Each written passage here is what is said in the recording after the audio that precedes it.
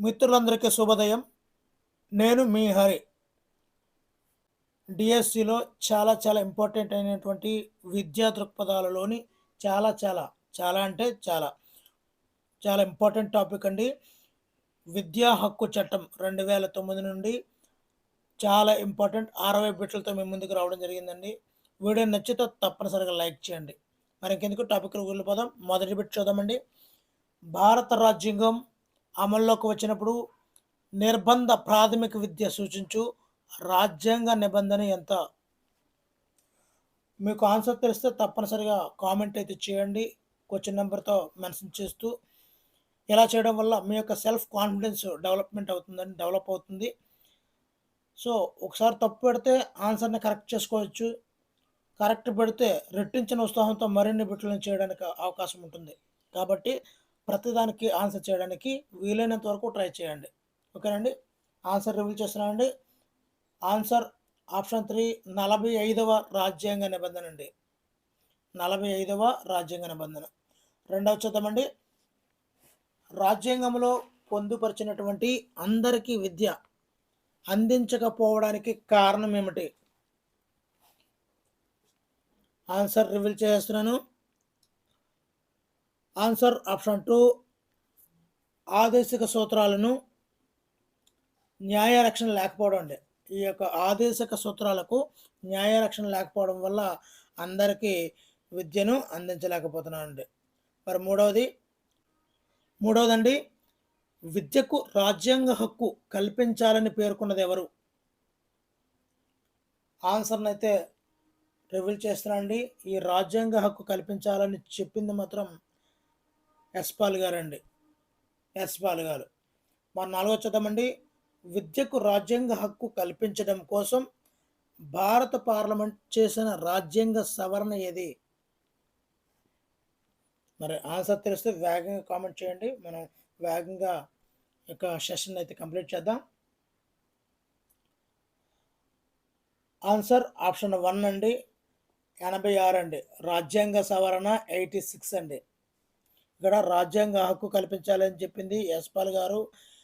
దానికోసం పార్లమెంట్లో చేసినటువంటి రాజ్యాంగ సవరణ 86 అండి.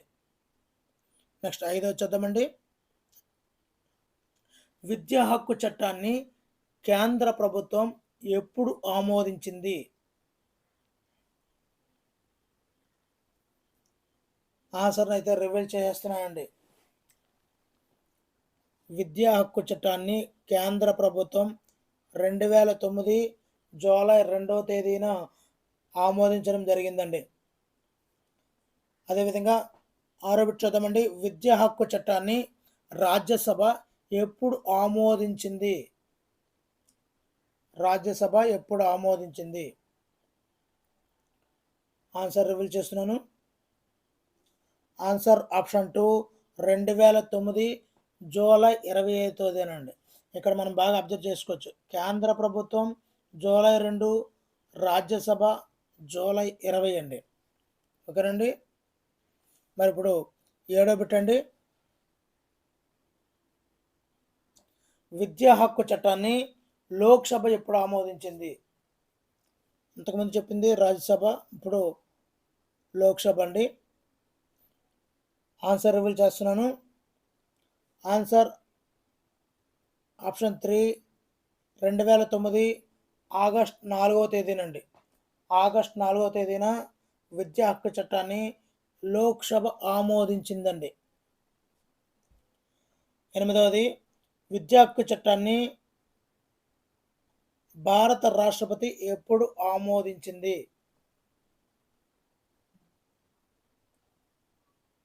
ఆన్సర్ రివీల్ చేస్తున్నానండి. Answer option 4 2009 August 26. ఒక్కసారి ఈ పరంపరను మనం గమనించినట్లయితే ఫస్ట్ కేంద్ర ప్రభుత్వం, రాజ్యసభ, ఇక్కడ మనం చూసుకున్నట్లయితే లోక్సభ, భారత రాష్ట్రపతి. వరుసగా ఈ క్రమాన్ని అయితే వరుసగా మనం గుర్తుంచుకోవాల్సిన అవసరం ఉంటుంది. 9వదండి. విద్యా హక్కు చట్టాన్ని ఆమోదించినటువంటి భారత రాష్ట్రపతి ఎవరు? విద్యా హక్కు చట్టాన్ని ఆమోదించినటువంటి భారత రాష్ట్రపతి ఎవరు? ఆన్సర్ రివీల్ చేస్తున్నాను. ఆన్సర్ ఆప్షన్ 2 ప్రతిభా పాటిల్ అండి. ప్రతిభా పాటిల్. పదవిచ్ఛేదమండి. విద్యను ప్రాథమిక హక్కుగా మార్చి భారత రాజ్యాంగంలో ఎక్కడ పొందుపరిచారు? విద్యను ప్రాథమిక హక్కుగా మార్చి రాజ్యాంగంలో ఎక్కడ పొందుపరిచారు? ఆన్సర్ రివీల్ చేస్తున్నాను. Answer option 3 21A. 21A మనకేం చెప్తుందంటే విద్య ఒక ప్రాథమిక హక్కు అని చెప్పడం జరుగుతుందండి. 11 చూద్దామండి. ప్రస్తుతం భారతదేశంలో విద్య ఒక ఆన్సర్ రివీల్ చేస్తున్నాను. ఆన్సర్ ఆప్షన్ 4 రాజ్యాంగ హక్కు అండి. భారతదేశంలో విద్య అనేది ప్రస్తుతం ఒక రాజ్యాంగ హక్కు అండి. 12వదండి. విద్య భారతదేశంలో ఒక ఇంతకుముందు చెప్పాను విద్యను ప్రాథమిక హక్కుల్లో చేర్చడం జరిగిందని. ఇక్కడ రాజ్యాంగ హక్కు యాజ్ ఎట్ సేమ్ టైం ప్రాథమిక హక్కు కూడానండి. 13వ బిట్ చూద్దామండి. భారతదేశంలో విద్యను దేనిలో పొందుపరిచారు? భారతదేశంలో విద్యను దేనిలో పొందుపరిచారు? ఆన్సర్ ఆప్షన్ 4 స్వేచ్ఛ హక్కులో విద్యను పొందుపరచడం జరిగిందండి. 14వది ప్రస్తుతం విద్య దేనిలో అంతర్భాగంగా ఉంది? ప్రస్తుతం విద్య దేనిలో అంతర్భాగంగా ఉంది? ఆన్సర్ అయితే రివీల్ చేస్తున్నానండి. ఆన్సర్ ఆప్షన్ 4 జీవించే హక్కులో విద్య అనేది అంతర్భాగంగా ఉండడం జరిగిందండి. 15వది విద్యా హక్కు చట్టం 2009లో ఎన్ని అధ్యాయాలు ఉన్నాయి? ఆన్సర్ రివీల్ చేస్తున్నాను. ఆన్సర్ ఆప్షన్ 2 7 అధ్యాయాలు ఉన్నాయండి. 7 అధ్యాయాలు. 16వది విద్యా హక్కు చట్టం 2009లో ఎన్ని సెక్షన్లు కలవు?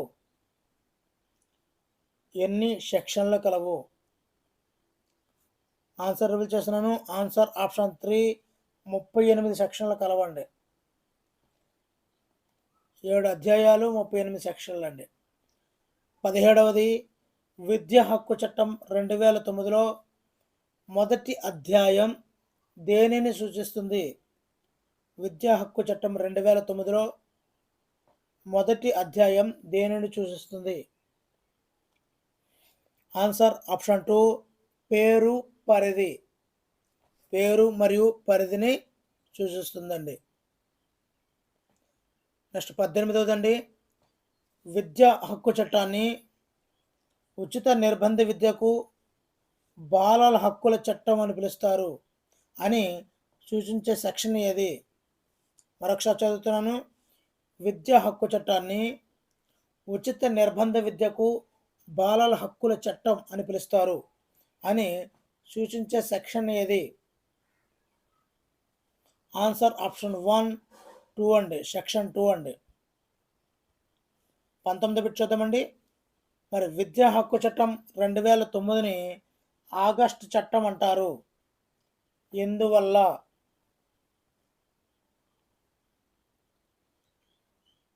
ఆన్సర్ ఆప్షన్ 3 ఈ చట్టాన్ని రాష్ట్రపతి ఆగస్టులో ఆమోదించింది కాబట్టి ఈ విద్యా హక్కు చట్టాన్ని ఆగస్టు చట్టం అంటారు.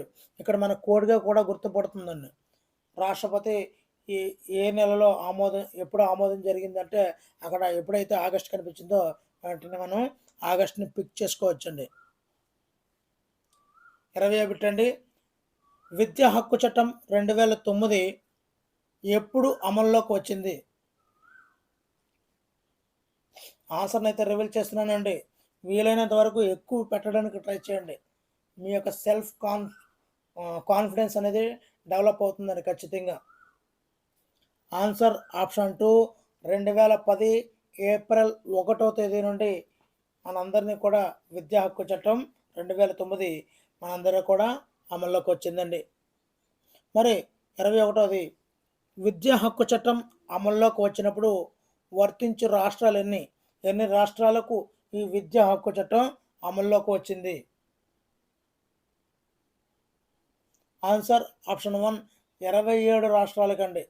27 రాష్ట్రాలకు ఈ విద్యా హక్కు చట్టం అమల్లో వచ్చినప్పుడు 27 రాష్ట్రాలకి వర్తించడం అయితే జరిగిందండి.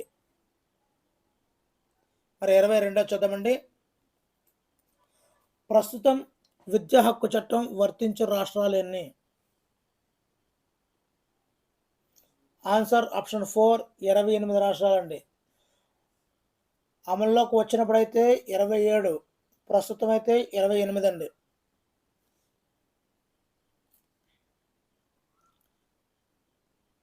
నెక్స్ట్ చూద్దామండి. 23వదండి. విద్యా హక్కు చట్టం 2009 అనుసరించి ఈ క్రింది వానిలో భిన్నమైనవి ఏంటి? మరి ఆన్సర్ ఆప్షన్ 4 జమ్మూ కాశ్మీర్ అండి.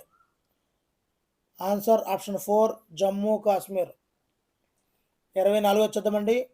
విద్యా హక్కు చట్టం అనుసరించి బాలలు అనగా 6 నుండి 14 సంవత్సరాల వారు అని సూచించే సెక్షన్ ఏది? ఆన్సర్ ఆప్షన్ 2 రెండవ సెక్షన్ అండి. బాలలు అనగా 6 నుండి 14 సంవత్సరాల వారు అని సూచించే సెక్షనే రెండవ సెక్షన్. 25వదండి.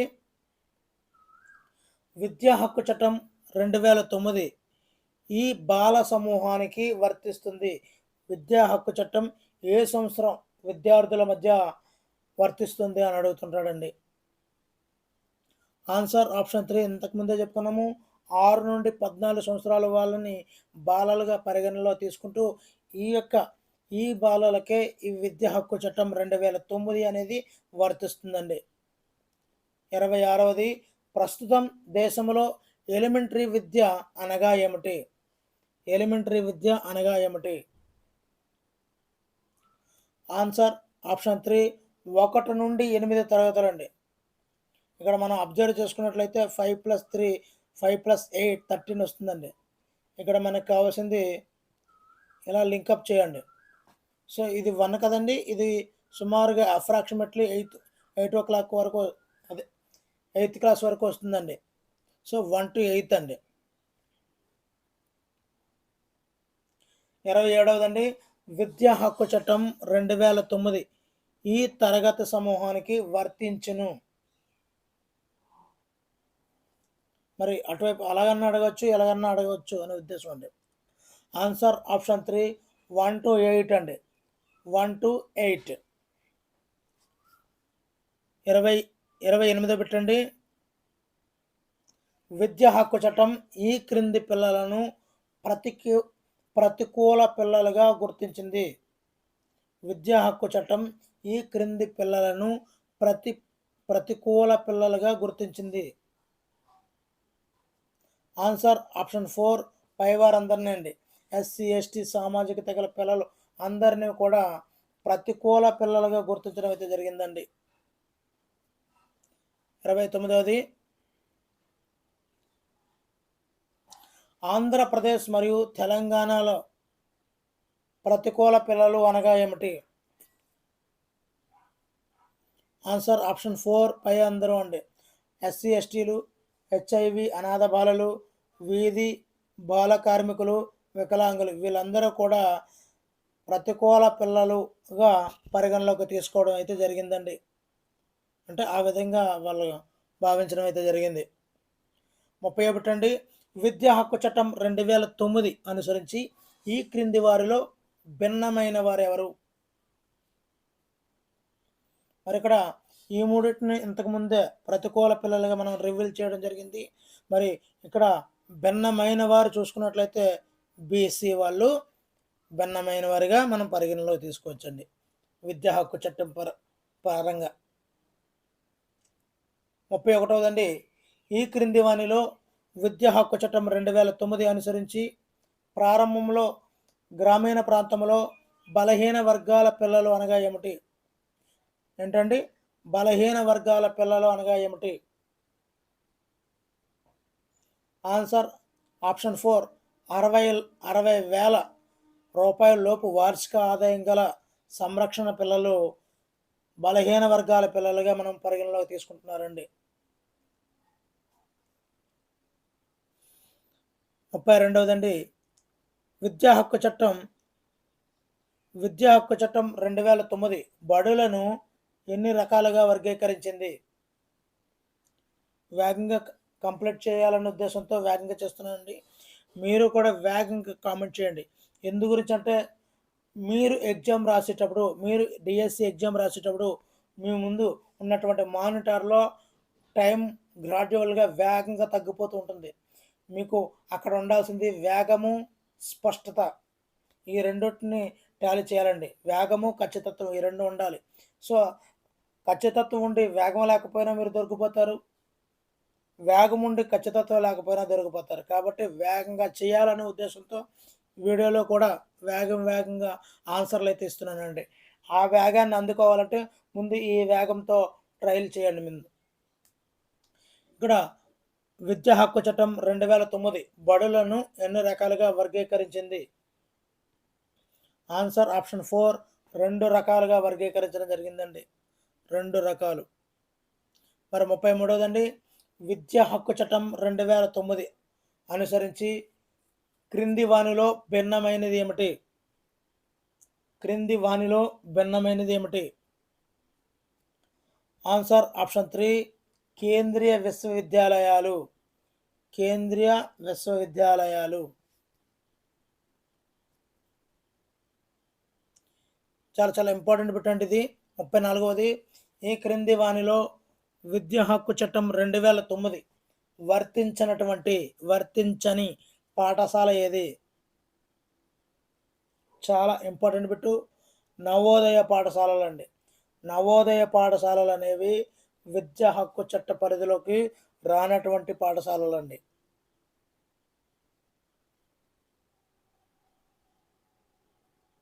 35దండి, ఈ క్రింది పాఠశాలలో విద్యా హక్కు చట్టం 2009 వర్తించే పాఠశాల ఏది?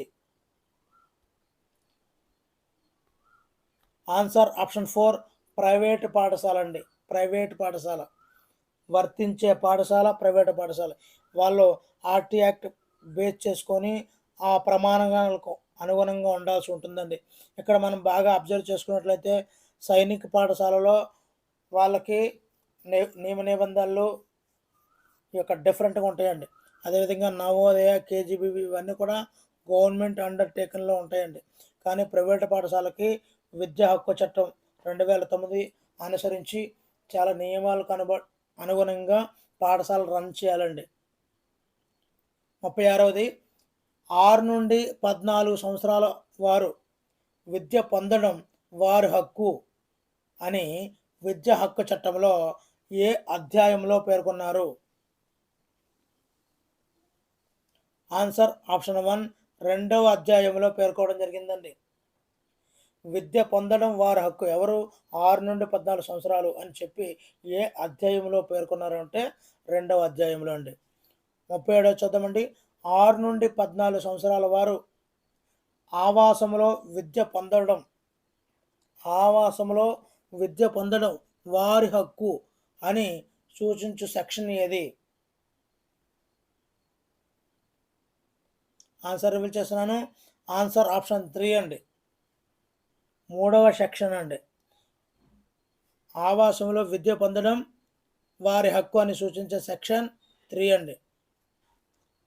38ది, విద్యా హక్కు చట్టం 2009 అనుసరించి ఆవాసం అనగా ఏమిటి? ఆవాసం అనగా ఏమిటి? ఆన్సర్ ఆప్షన్ 3 విద్యార్థి నడవగలిగిన దూరాన్ని ఇక్కడ ఆవాసంగా పేర్కొన్నారండి. ఆవాసంగా పేర్కోవడం అంటే విద్యార్థి నడవగలిగిన దూరం అండి. 39వది, ఆంధ్రప్రదేశ్ మరియు తెలంగాణలో ఆవాసం అనగా ఏమిటి? ఆన్సర్ 1 km అండి, బిలో 1 km ఇదంతా కూడా ఆవాసంగా పేర్కొనడం జరిగిందండి. 40 పెట్టండి.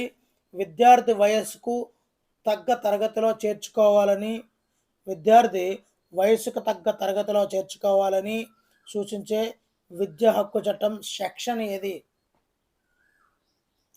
ఆన్సర్ ఆప్షన్ 3 4వ సెక్షన్ అండి. 4వ సెక్షన్ ప్రకారంగా విద్యార్థి వయసుకు తగ్గ తరగతిలో చేర్చుకోవాలి అనేది తెలియజేస్తుందండి. 41వది, ఎలాంటి ప్రాథమిక విద్య లేకుండా 10 సంవత్సరాల విద్యార్థి ఏ పాఠశాలకు వస్తే ఏ తరగతి గదిలో ప్రవేశం కల్పిస్తావు నువ్వు హెచ్ఎం అయితే? మరి ఎలాంటి ప్రాథమిక విద్య లేదండి, వాడు చదువుకోలేదు, ముందు ఎప్పుడు చదువుకోలేదు అనే కారణంతో మనము 1వ తరగతిలో జాయిన్ చేయకూడదు. విద్యార్థి వయస్సుకు తగ్గట్టుగా సంబంధించినటువంటి తరగతిలో మనం ప్రవేశాన్ని కల్పించాలండి. ఇక్కడ పిల్లవాడు 5వ తరగతికి చెందినవాడుగా మనం పరిగణలో తీసుకొని 5వ తరగతిలో ప్రవేశం అయితే కల్పించాలండి. ఇప్పుడు 42వదండి, విద్యార్థి వయస్సు 12 సంవత్సరాలు, అతన్ని 6వ తరగతిలో ప్రవేశం కల్పిస్తే అతను 2వ తరగతిలోనే ఉంటాడు అన్నాడు. 6వ తరగతిలో మనం అడ్మిషన్ ఇస్తాం, కానీ ఆ పిల్లవాడు ఏం చేస్తున్నాడు, 2వ తరగతిలోనే ఉంటాడు అంటున్నాడు. అలాంటి సందర్భాల్లో ఒక ఉపాధ్యాయునిగా నువ్వైతే ఏం చేస్తావు?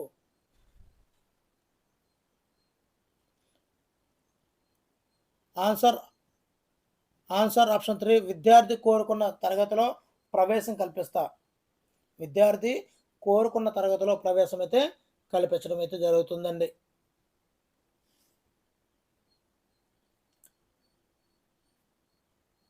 43వది, విద్యార్థి వయస్సు కంటే తక్కువ తరగతిలో ప్రవేశం పొందినప్పుడు ఆ విద్యార్థి 8వ తరగతి వచ్చేసరికి 18 సంవత్సరాలు కలిగి ఉన్నాడు. 8వ తరగతి రాబోడికి 18 సంవత్సరాలు కలిగి ఉన్నాడు. కానీ ఆర్టీ యాక్ట్ అనుసరించి 14 సంవత్సరాల వరకే 8వ తరగతి పూర్తి కావాలను. అలాంటప్పుడు నువ్వైతే ఏం చేస్తావు? ఆన్సర్ ఆప్షన్ 3 విద్యార్థి యొక్క వయస్సుతో సంబంధం లేకుండా ప్రాథమిక విద్యను పూర్తి చేయిస్తామండి. ఇక్కడ ఆర్టీ యాక్ట్ ఇలాంటి స్పెషల్ కాజుల్లో వర్తించదు. విద్యార్థి యొక్క వయసుతో సంబంధం లేకుండా ప్రాథమిక విద్యను అయితే కంప్లీట్ చేయించవచ్చండి. 44వది, విద్యార్థికి పాఠశాల నుండి ఏ సమయంలోనైనా టీసీ బదిలీ కోరే హక్కు కలదు అని సూచించే సెక్షన్ ఏది? విద్యార్థికి ఏ సమయంలో కావాలంటే టీసీ ఆ సమయంలో ఇవ్వచ్చు, ఏ సెక్షన్ ప్రకారంగా? ఆన్సర్ ఆప్షన్ 4 5వ సెక్షన్ బేస్ చేసుకుని వాడు టీసీ అడగచ్చండి. నెక్స్ట్ 45వదండి, ఒక విద్యార్థి విద్యా సంవత్సరం మధ్యలో బదిలీ పత్రం కోరగా అంటే టీసీ కోరగా ఒక ప్రధానోపాధ్యాయుని విధి ఏమిటి? నువ్వైతే ఏం చేస్తావు? ఆన్సర్ ఆప్షన్ 4 కోరగానే ఎప్పుడైనా బదిలీ పత్రం జారీ చేస్తాను.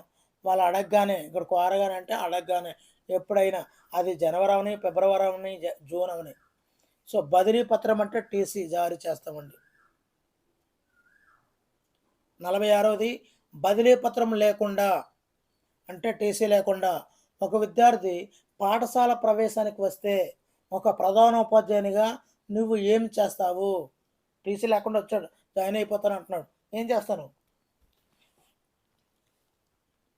ఆన్సర్ అయితే వేగంగా రివీల్ చేయండి. ఆన్సర్ ఆప్షన్ 3 ప్రవేశం అయితే తప్పనిసరిగా కల్పించాలండి యాజ్ పర్ ఆర్టీ యాక్ట్.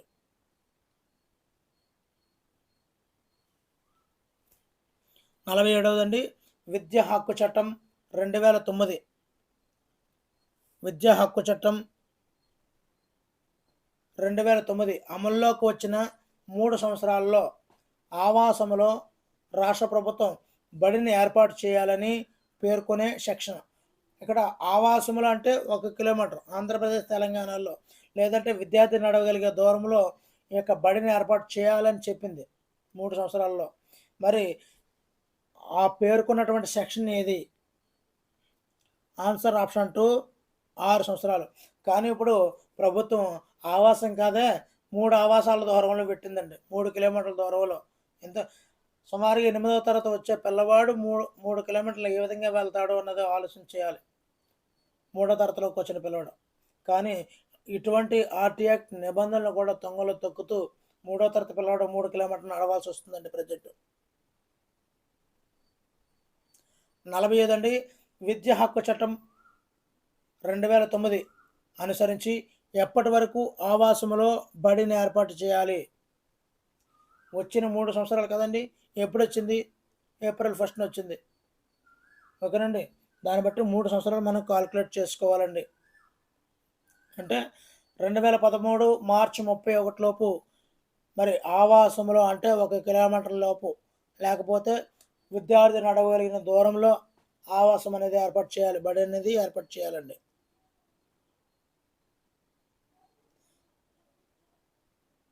49దండి. విద్యా హక్కు చట్టం 2009ని రూపొందించింది ఏమిటి? ఆన్సర్ ఆప్షన్ 2 కేంద్ర ప్రభుత్వం అండి. విద్యా హక్కు చట్టాన్ని రూపొందించింది కేంద్ర ప్రభుత్వం. 51 చూద్దామండి. విద్యా హక్కు చట్టం 2009 అమలు వ్యయంను కేంద్ర రాష్ట్రాలు పంచుకుంటాయి అని ఏ సెక్షన్ పేర్కొంది? ఆన్సర్ ఆప్షన్ 4 7వ సెక్షన్ పేర్కొందండి.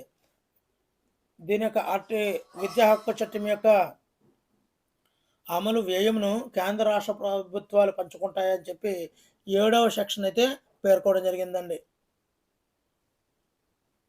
51వది విద్యా హక్కు చట్టం 2009 వ్యయంలో రాష్ట్ర కేంద్ర నిష్పత్తి శాతం ఎంత?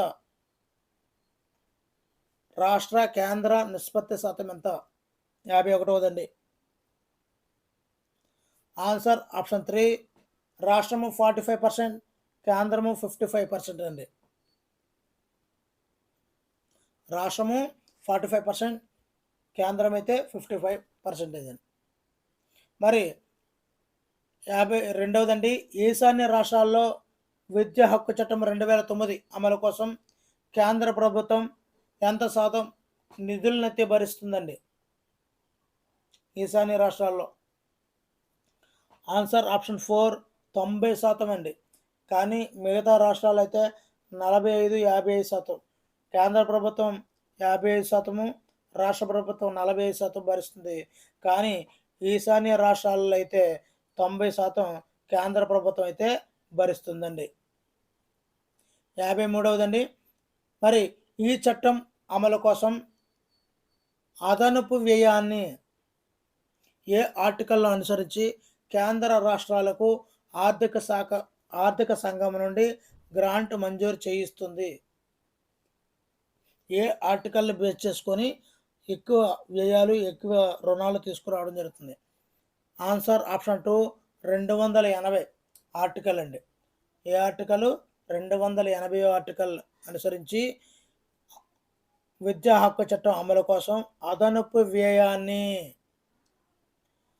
కేంద్ర రాష్ట్రాలకు ఆర్థిక సంఘం నుండి గ్రాంట్ మంజూరు చేస్తుందండి. 54వది విద్యా హక్కు చట్టం అనుసరించి కేంద్ర ప్రభుత్వ విధి కానిది ఏమిటి? విధి కాదు.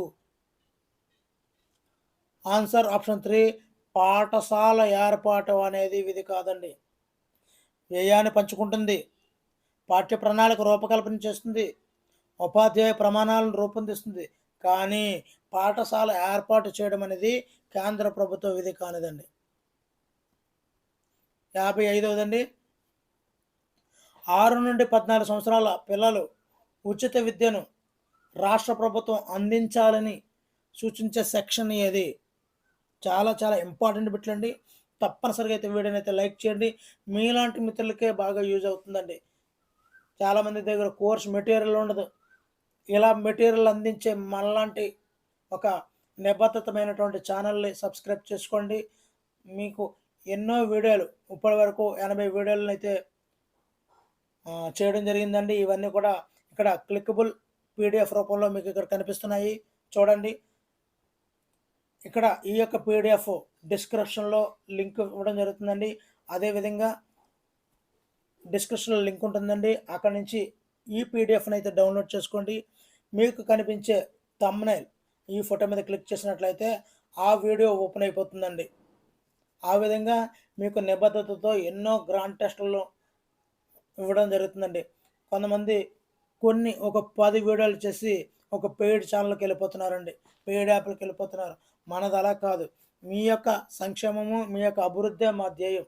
మీరు ఎలాగైనా డిఎస్ఏలో జాబ్ సంపాదించాలి అనే ఉద్దేశంతో నేను వీలైనంత మెటీరియల్ గ్యాదర్ చేస్తూ మీకు ఇవ్వడానికి ట్రై చేస్తున్నానండి. మరి ఇలాంటి ఒక ఒక నిబద్ధత కలిగినటువంటి ఒక ఛానల్‌ని అయితే సబ్స్క్రైబ్ చేసుకోవడం, వీడియోని అయితే లైక్ చేయడం మీ విధిగా భావించండి. మరి నాకు నేను వీలైనంత వరకు నా శాయశక్తులా కృషి చేస్తూ మీకు వీలైనంత మెటీరియల్ అయితే మంచి వీడియోల రూపంలో మీకు అందించగలనండి. 55వదండి ఆన్సర్ ఆప్షన్ 3 8వ సెక్షన్ అండి. ఉచిత విద్యను రాష్ట్ర ప్రభుత్వం అందించాలని సూచించే సెక్షన్ 8వ సెక్షన్ అండి. 56వది వీడియో చివరికి వచ్చేస్తున్నానండి. వీడియోని చూస్తున్నారు మిత్రులు, కానీ ఎక్కడ లైక్ చేయడం లేదు. దయచేసి మీరు ఇచ్చే లైకులు, కామెంట్లు నాకు బహుమానాలండి, మనకేమొద్దు. మరి 56వది విద్యా హక్కు చట్టం అనుసరించి రాష్ట్ర ప్రభుత్వముకు సముచితమైనటువంటి విధి కానిది ఏమిటి? ఆన్సర్ ఆప్షన్ 3 బడి అభివృద్ధి ప్రణాళికను రూపొందించడం. రా రాష్ట్ర ప్రభుత్వం కాదండి, కేంద్ర ప్రభుత్వం బడి అభివృద్ధి ప్రణాళికను ఇందాకే చెప్పాము. బడి అభివృద్ధి ప్రణాళికను రూపొందించడం అనేది కేంద్ర ప్రభుత్వం యొక్క విధి అని కూడా చెప్పడం జరిగిందండి. మరి 57వదండి ఈ క్రింది వాటిలో రాష్ట్ర ప్రభుత్వ విధులు ఏమిటి? రాష్ట్ర ప్రభుత్వం యొక్క విధులు ఏమిటి? ఆన్సర్ ఆప్షన్ 4 పైవన్నీ అండి. పుస్తకాల పంపిణీ, రవాణా సౌకర్యాల కల్పన, ఆవాసంలో పాఠశాల ఏర్పాటు చేయడము, ఇవన్నీ కూడా రాష్ట్ర ప్రభుత్వం యొక్క విధులండి. 58వదండి 6 నుండి 14 సంవత్సరాల వారి రికార్డు స్థానిక ప్రభుత్వం నిర్వహించాలని సూచించే విద్యా హక్కు చట్టం సెక్షన్ ఏది? ఇప్పుడు మనం వెళ్ళామనుకోండి, మనం ఏదో స్కూల్లో చదువుకున్నాము, చాలా సంవత్సరాలు అయిపోయింది సార్, నేను 7వ తరగతి చదివాను ఇదే స్కూల్లో అంటే, అక్కడ ఆ పాఠశాల వారు, ఆ ప్రభుత్వం తరపున ఆ పాఠశాల వాళ్ళు ఆ రికార్డుని మెయింటైన్ చేయాలి అని చెప్పే విద్యా హక్కు చట్టం సెక్షన్ ఏది? ఆన్సర్ ఆప్షన్ 4 9వ సెక్షన్ అండి. 9వ సెక్షన్. 59వదండి ఈ క్రింది వానిలో, మరి వీడియో చివరికి వస్తుంది. ఈ క్రింది వానిలో విద్యా హక్కు చట్టం ప్రకారం స్థానిక ప్రభుత్వ విధి కానిది ఏది? స్థానిక ప్రభుత్వ విధి కానిది ఏది?